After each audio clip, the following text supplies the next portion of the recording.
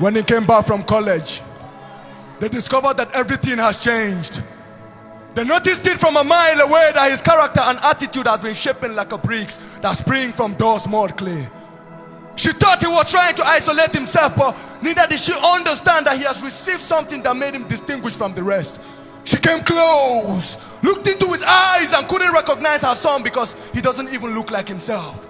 She was curious. She became eager to know the reason behind his silence. She persuaded him to speak. His face was buried beneath the ground. His lips started shaking like a man whose life was at the verge of death, but he finally spoke anyway and he said, "Pardon my manners, ma, I did not crave your indulgence. Before I embarked on this journey, I have finally been initiated." She could not contain the words she heard. She shouted and screamed out loud. Her voice echoed through the roof when she said, "Jesus!" Then he said, "Do not mention the name of my Capone in vain." Your Capone! Your Capone! Is this what you went to tertiary institution to become?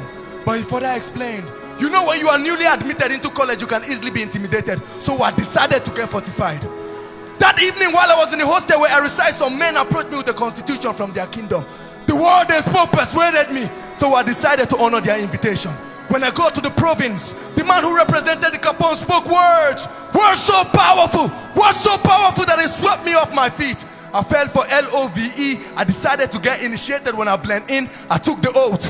They gave me an orientation before my induction. I was buried beneath H2O and I rose. Buried beneath H2O and I rose. When I rose, I started speaking the language of the gods.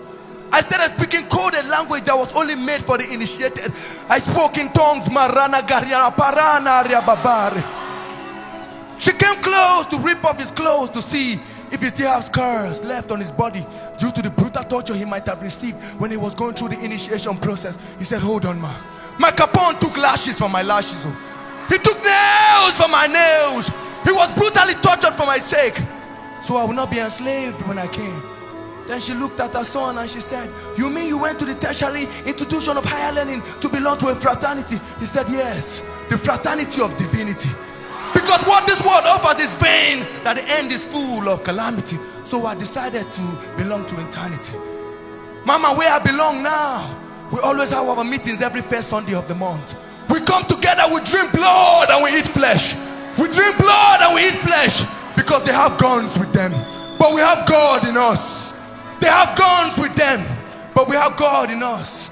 Then tears started streaming down her cheeks. Then she said, "Please, I would love to meet Dayo Capone. I would also love to get initiated too."